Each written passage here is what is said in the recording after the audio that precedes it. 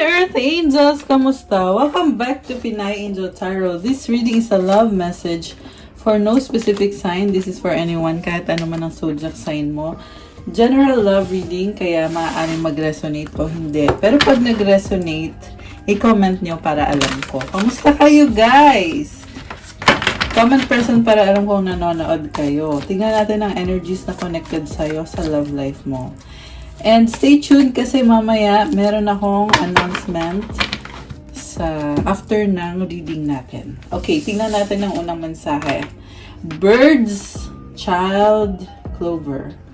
Merong nag-uusap-usap, excited, masaya, and merong swerte. I feel like, sinasabi dito, kailangan yung pag-usapan yung mga bagay-bagay para ma-achieve nyo yung success sa love life nyo. Magdadala ng bagong opportunity itong pag-uusap na to.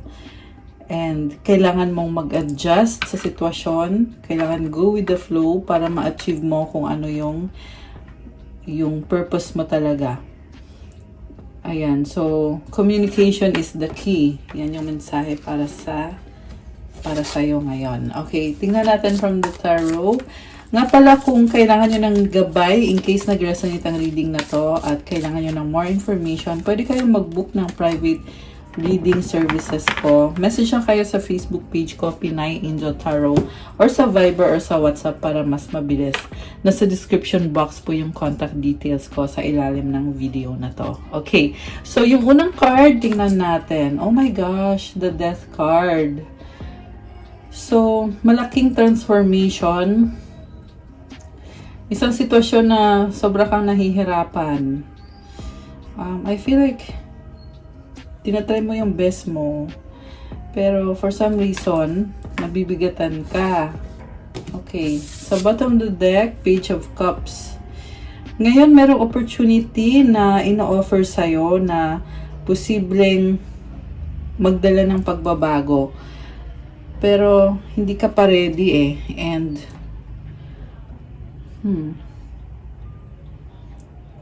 ang sinasabi ng card na to, guys, is yung opportunity na yan, pwedeng mawala yan sa'yo. So, malaking desisyon kung i-grab mo ba yung opportunity na yan o hindi. Okay, dyan nakasalalay kung magbabago itong sitwasyon na to. Kasi gusto mo nang makaalis sa sitwasyon na yan na mukhang hindi na healthy. Wheel of Fortune. Sun. Oh my gosh. So, alam mo guys, magkakaroon ng blessing at ng bagong simula pag tinanggap mo tong bagong opportunity na to sa love life mo. And nagkakaroon ng changes sa sitwasyon nyo. I feel like hindi pa katapusan ng lahat. Okay, although sinasabi merong nagbabago kasi Wheel of Fortune umiikot yung gulong ng kapalaran. Ibig sabihin kailangan mag-adjust ka. At High Priestess,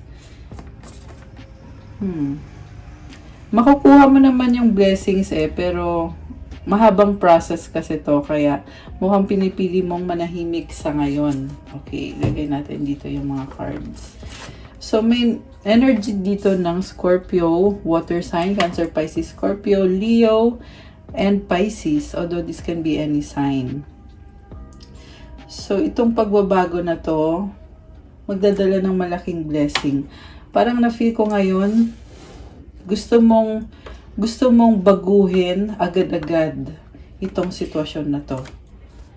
Seven of Wands, okay, pero nakafocus ka parang gusto mong protektahan yung peace of mind mo. Ayaw mo yung may nagja-judge sa'yo or ayaw mo nang nakakarinig ng negative galing sa ibang tao. Nakafocus ka ngayon sa kung ano yung gusto mong gawin. Nagsaset ka ng boundaries. Ayan, hawak niya yung wand niya. So, parang sabi mo dito, oops, sandali lang. Sandali lang. Ako dapat ang magdedesisyon dito. Medyo defensive ka. So, 8 of Pentacles. You're doing the hard work and waiting. Emperor. Wow. Lakas ng confidence mo. Hierophant. Alam mo may blessing sa kaperahan mo. Ang lakas ng loob mo at may sistema ka. Although nakakaramdam ka din ng pagod, ng mga disappointment, pero ang daming blessings. Nakikita ko babaguhin mo yung buhay mo at very practical ng energy mo. Kasi parang sinasabi mo dito, ayaw mo na yung mga nakasanayan mo dito sa taong kadil mo. Kaya ikaw na mismo ang gagawa ng paraan para maayos mo yan. Okay. So, nasa naman ngayon yung person na kadil mo? 10 of Pentacles. Handa naman siyang sumuporta at tumulong sa'yo. And, marami siyang pwedeng ibigay sa'yo eh. Very caring person. May napatunayan na din siya sa buhay. 3 of Pentacles. Partnership, Tower. Parang sinusubok yung partnership ninyo, guys. So, may na-feel akong proposal. Hindi necessarily na wedding ha, but merong offer sa'yo na parang feeling ko dito ayaw mong tanggapin eh, yung offer. Kasi hindi ka sanay or you are stepping out of your comfort zone at mukhang hindi ka sanay doon. Pero tingnan natin yung susunod na card. Ano yung offer na yan ng person mo? Ace of Cups, bagong simula, new beginning, and happiness, strength. Oh my gosh. So, itong offer na to, parang gusto niya magsimula kayo ulit at ang problema lang kasi dito, may sarili kang sistema kaya mas gusto mo pa rin i-follow kung ano yung nakasanayan mo. Kaya, ewan ko lang kung tatanggapin mo yung offer na yan. Parang kinoconsider mo naman. Kasi alam mo sa sarili mo na kaya mo na. Parang sabi mo dito, hindi, wag na. Okay na ako. Knight of Swords, mabilis at biglaan. Wow, Empress. Oh. Kaya mo naman eh. Kayang-kaya mo. Pero, very simple ka. Parang, hindi mo pinagmamayabang kung anong kaya mong gawin sa buhay mo. In general yan, kasama na yung career, finances, syempre, love life. Ayan, pasensya na sa ingay. Ayan, may mga dumadaan kasi na sasakyan. Nasa Makati kasi ako ngayon, kaya medyo minsan may konting ingay. So, wag nyo na lang pansinin, guys. Okay, ito. 9 of Swords. Pinaproblema mo ngayon itong biglaang offer na to. Yung person mo kasi, sobrang nag-aalala sa'yo. Parang gusto lang naman niya kung ano yung makakabuti sa inyong dalawa, pareho. Okay. So, ano pang energies dito, connected dito sa connection na to? At bakit parang nagsastruggle ka? Connected saan ba yan? May na-feel akong trust issue dito, guys. 3 of Cups. Friendship, celebration. Okay. 8 of Wands. Communication, pag-uusap, nagsasaya. Possible travel. Fool. Bagong simula. So, parang nagsisimula kayo ulit ng taong yan na parang ini-enjoy nyo lang na you have each other. May hahaha pa, oh. Parang nagtatawanan kayo eh, na ini-enjoy nyo yung conversation ninyo. So, that's good news. Okay, saan naman patungo yung pag-uusap na yan? 2 of Cups. Wow! Nakakakilig. Tanggap nyo isa't isa, mahal nyo isa't isa. Parang sinasabi mo dito na kilala na kita. Ito ka, ito ako. Tanggap kita. Mahal natin ang isa't isa. Possible na reconciliation to. Possible kasi na kaya nagkaroon ng death card dito kasi merong nagbago. Ngayon, tinatry nyo ulit i-build yung foundation ng connection na to. So, possible na mangyayari pa lang yan. Kaya kailangan nakafocus ka sa kung anong kailangan mong gawin para makuha mo itong reconciliation na to. Queen of Wands, may bagong offer para sa'yo. I feel like ikaw to na nag-o-offer ka sa person na yan. Parang sinasabi mo, hey, andito pa rin ako and may bago akong offer sa'yo. Connected sa relationship natin kasi attracted ako sa'yo. Gusto kita. Ayan, kilig. Kilig to, guys. So, handa ka ipaglaban tong taong to. And masasabi ko na maswerte siya sa'yo. Okay? Ikaw ganun ka rin sa kanya. Maswerte ka din sa kanya. Merong Empress card dito Sobrang nag-aalala sa'yo to. May kasama nga lang 9 of Swords. So, parang overthinking siya ngayon. Feeling niya hanging Meron pa kayong hindi pa nasisettle na naging conflict sa inyo dati. May mga bagay na hindi na pinag-uusapan or hindi na kumbaga hindi nyo na binibring up kapag nag-uusap kayo. Okay. So, tingnan natin to. 6 of Swords moving towards calmer waters. So, this is nice kasi nilat go nyo na yung mga bagay na hindi nyo makontrol.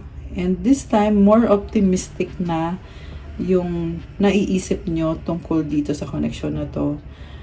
Kung merong trust issue, slight, pero meron din ako nakikita na may trust na kayo na marami na kayong nalampasan ng mga pagsubok. Kaya, kumbaga, tuloy lang.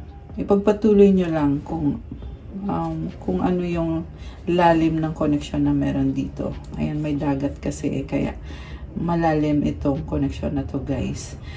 Meron din kayong mga iniisip pa na hindi pa clear sa inyo, pero baliwala yun. Kasi iniisip nyo, okay naman tayo. Ba't mo pa problemahin yung hindi naman talaga problema? Queen of Pentacles.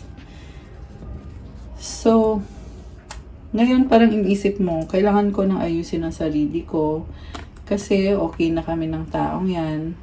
Parang bumabalik ka na sa part na nagpapaganda ka and ini-enjoy mo yung life mo. And at the same time, iniisip mo na yung long term. Justice. You are very strong. And you're trying to achieve balance and stability on your own. So, kayang-kaya mo sarili mo kahit mag-isa ka or hindi kayo nagsasama ng taong yan. Pero, ang lakas ng confidence mo. You are also very practical. Nakafocus ka rin sa mga achievements mo. The Hangman pero naka-reverse. Okay? Kasi ganito yan dapat Hangman. So, kung naka-reverse si Hangman, alam mo nakikita ko dito, dati tinalikuran mo na tong taong to. Pero nagbago yung isip mo ngayon. Dati pinili mo ang sarili mo. Pero ngayon pinipili mo na parang okay na, sige na. Ayan. Yung iba naman baliktad. Kung dati siya yung pinili mo, ngayon sarili mo na yung pinili mo. Ayan, merong energy ng ganun, guys. Pero more on very positive yung reading Although kanina yung unang card, andun yung problema, 'di ba? Problematic. Oo. Pero kaya lang naman nagiging problematic kasi nagta-transform. So, ito ka, yung dating sumuko na, ngayon nagbabalik. Medyo nalilito ka nga lang. Kasi si Hangman ay naka-ganyan. Okay? Nalilito. The reason kung bakit ka nalilito kasi pakiramdam mo, sinaktan ka na niya, kailangan mo pa rin siya, pero ayaw mo nang umasa. So, pinangungunahan ka ng logic eh. Ibig sabihin, gamitin mo din yung puso mo kung ano ba talaga. Kasi nakita ko, umiiyak hindi pa naka-move on. Binabalik mo pa yung past na kung ano yung naging kasalanan sa'yo ng taong yan. Iniisip mo pa yon. Oo, kanina sinabi ko na optimistic na. Pero may nakita din akong pabalik-balik ka eh. Kumbaga, okay na sana, tapos biglang ganito. So, ang masasabi ko lang dyan, sa totoo lang guys, kasi sa mindset kasi yan eh. Minsan okay na, tapos hindi ka naniniwala na okay na. So, bumabalik ka dun sa dating cycle na questionable yung relasyon nyo or yung connection nyo, na kulang talaga sa trust. Ayan. May trust issue talaga. Okay. Pero guys, sa totoo lang, ako yung nanghihinayang dito kasi nakikita ko yung ganda ng connection. Nakakaproblema lang kapag nakakapag-isip ng negative. Ayan. Kasi, alam mo din naman na mahal mo pa siya. Ayan. So, focus kung ano ba talaga ang goal mo na mag-workout itong connection na to. But, wag nga lang umasa ng sobra-sobra. Kasi dyan ka nahihirapan eh kapag, alam mo yun, too much expectation, tapos nag-feel ka, hindi nangyayari yung ini-expect mo, dun ka nasasaktan eh. Ayan. So, next card natin is King of Wands and the Two of Pentacles. So, lumalaban ka pa rin, pero 50-50. Ayan na naman tayo. 50-50 eh, pabalik-balik. Possible din naman kasi to na marami kang ibang gustong gawin, kaya gusto mong isettle yung sa inyo kung ano ba talaga. Kasi kung ayaw niya, iba na ngayon, or ibabaling mo yung attention mo sa ibang bagay na mahalaga din sa'yo. Ace of Pentacles, Hermit, King of Pentacles. Okay? May nakita kong success sa finances mo at ang ganda nito guys kasi kahit na may success ka na sa kaperahan mo pero iniingatan mo pa rin. Alam mo yung value ng pera. So, yeah, sa part na to, connected na to sa kaperahan nyo. Kahit love reading, pero lumabas tong cards na to. Kaya, ayan, sasabihin ko rin sa inyo na lumilevel up ka, pero natuto ka na eh. So, kaya nag-iipon ka. Hindi mo na, kumbaga, responsable ka na sa kung paano mo gagastusin yung pera mo. The world, bagong-bago ka na. Ayan, endings and new beginnings. Isang mahabang cycle na nagtatapos. Temperance, patience, Seven of Cups. So, ito, trying ka pa rin na mag-workout kayo. Actually, very optimistic nitong card na to kasi alam mo sa sarili mo na kailangan mo ding mag-adjust para talagang mag-workout kayo. At nangangarap ka na eh. So, iniisip mo na ano kayang magiging future ko kasama tong taong to. Five of Cups. Medyo emotional kasi may nakikita ka ding problems. Hindi lahat ay oo, andun yung inspired ka, pero nakikita mo din yung problems. So, ayan, bumabalik na naman dito sa pagiging overthinker. Kasi hinihintay mong maayos eh. Ang advice ko lang dito guys, kung meron pa kayong hindi na pag-uusapan, may tamang panahon talaga para dyan. Feeling ko kasi hinihintay mo na at pakiramdam mo hindi na dadating. Ayan, kaya ka nagni-negative thinking. Okay, ganun yung energies ngayon. Six of Pentacles, karmic connection. Parang merong exchange of energies, pero ikaw, naiinis ka na, naiinip ka na. Kasi feeling mo failure ka. Lahat ng effort mo, nabigo ka. Nabigo ka na ng ilang beses. And Page of Pentacles, Two of Swords. Kaya ngayon, lumabas ulit na nagdadalang isip ka at natatakot ka kasi feeling mo, yun na nga, nabigo ka. At gusto mong ayusin yan. Okay, so ngayon nakikita ko dito, lumalaban ka na kahit andun yung nabigo ka, pero ngayon iniisip mo, hindi, lalaban ako, gagawin, aayusin ko to. The Moon. Oh, wow. So, ina-analyze mo pinaprocess mo ang lalim ng emosyon mo ngayon. Yung nga lang kumukontra talaga itong overthinking. So, ibig sabihin guys, buksan mo din yung isip mo kasi may iba pang paraan. Kita mo naka-blindfold at nakatali yung mga kamay. Minsan kasi hindi nyo napapansin. Hindi mo napapansin na pwede namang baguhin yung sitwasyon Ayan. Kasi may nakaset ka na sistema na ganito yung dapat mangyari. Pero hindi naman kailangan. Pwede naman kasing mag-adjust. Ayan. Mukhang matagal ng ganyan yan. Okay. Kaya kailangan mag-adjust na. Diba? Okay. Anong outcome? Knight of Wands. Pabago-bago ka. Gusto mo talaga pero natatakot ka.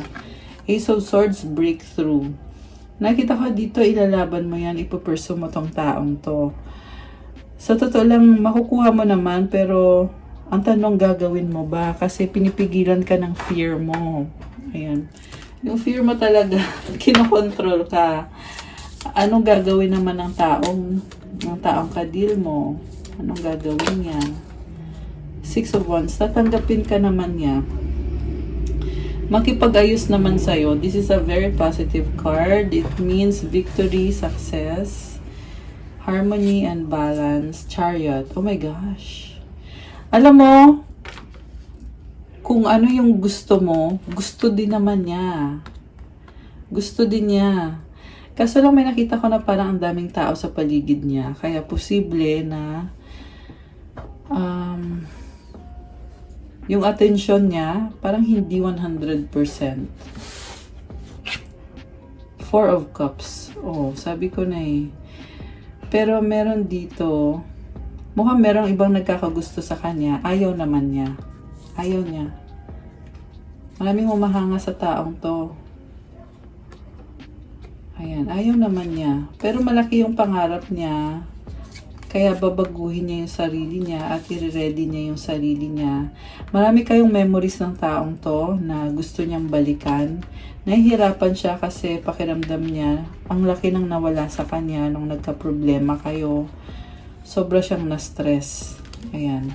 Pero tinitiis niya. Tumalikod pala to Tumalikod siya. Eight of Cups, Four of Pentacles, Seven of Swords. Alam mo, ang nakita ko dito, manipulative tong taong to kasi mahal ka naman niya pero gusto niya siya yung may control. Minamanipulate ka nito. Meron siyang unhealthy na habits.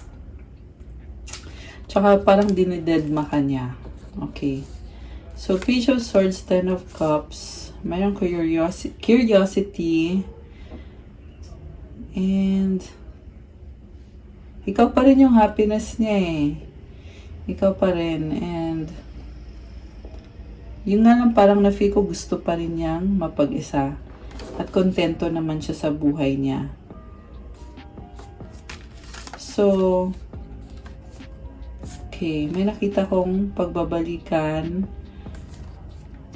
Ayan, may magbabalik, makikipag-usap ulit. Pero, merong pag-aaway. Ayan, merong conflict dito, guys. Nagkaroon ng third party to Nagkaroon ng third party. So, ayun, naubos natin yung buong cards. Sa totoo lang nakakalito yung reading kasi parang alam mo yung feeling na mahal nyo yung isa't isa pero ang daming nangyari. Nagkaroon pa ng third party involved. Ang hirap magdesisyon at parang hanging pa rin. So, ang masasabi ko lang is, be patient. Kasi kung para sa'yo yung taong yan, babalik at babalik yan sa'yo. Hindi yan forever na ganyan. Okay. Magkakatuluyan ba sila? Kakatuluyan ba sila ng person niya? Kakatuluyan ba? King of Wands, Queen of Swords. Sa ngayon, no yung sagot ko. Kasi magkaiba kayo. Ayan. Sarili yung uunahin. So, hindi ngayon. At least, hindi sa buwan na to.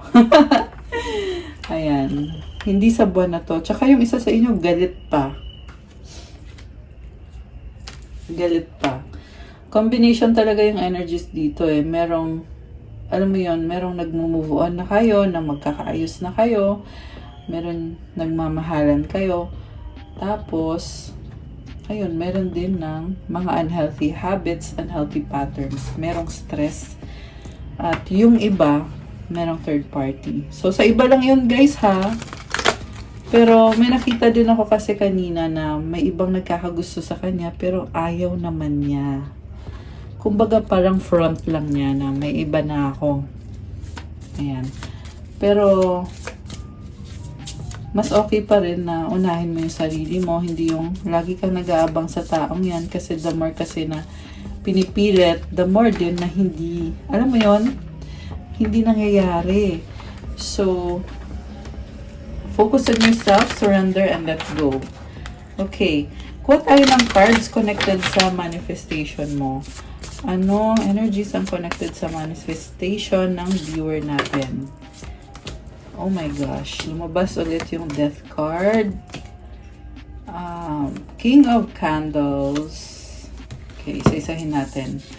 Death card, King of Candles, the Empress, the Seeker, Prince of Keys, Queen of Candles.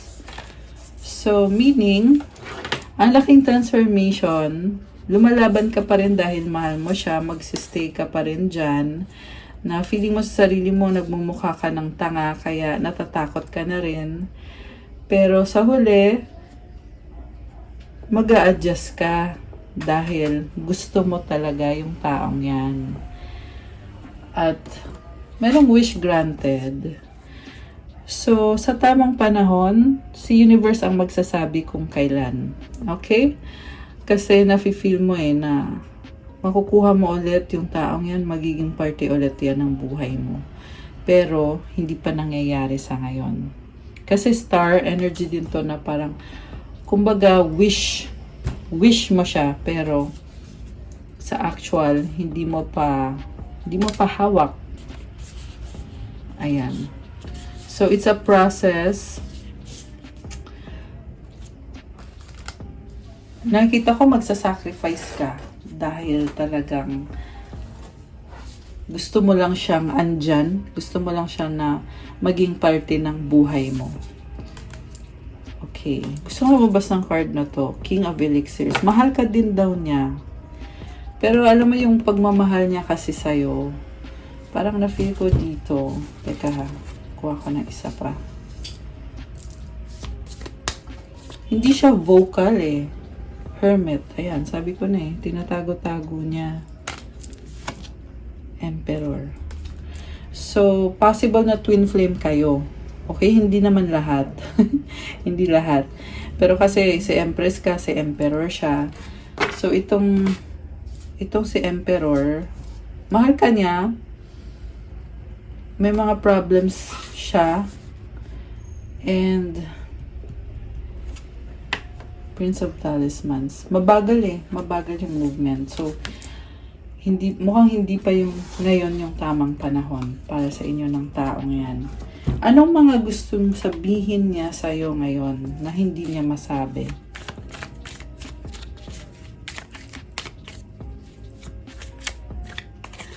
Oh my gosh, I miss you. Namimiss ka niya. Strong, mahal pa rin kita. O, diba? Sabi sa'yo eh. Mahal ka ng taong yan. Secret feelings love you so much. Tinatago-tago niya. Sobra kanyang mahal. Malalim yung pagmamahal niya sa'yo. Nalilito, confused.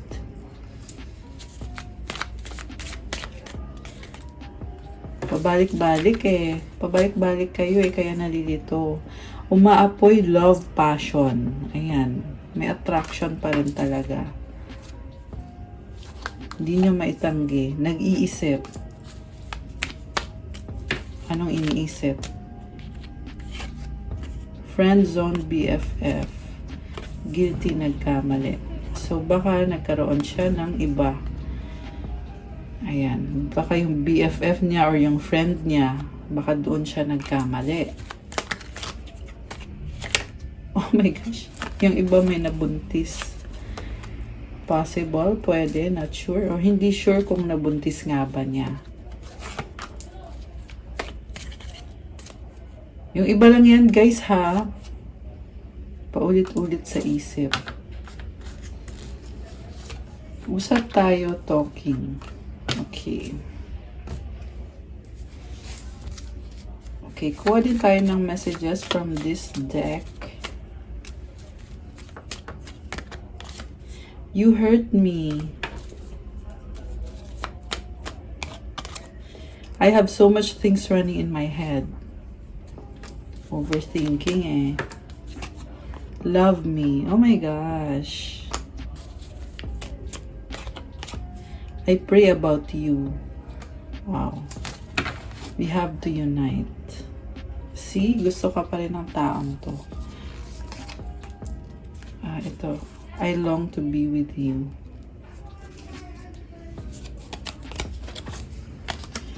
Okay. Anong advice sa ating mga viewers?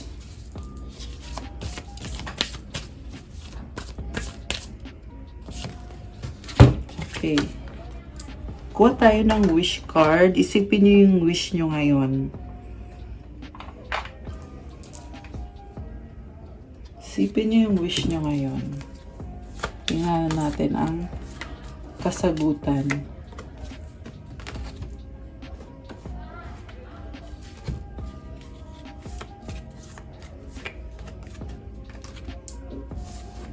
Isipin niyo yung wish niyo ngayon. Okay. So, ready na ba kayo na buksan natin ang sagot sa wish nyo? Comment ready now. Okay.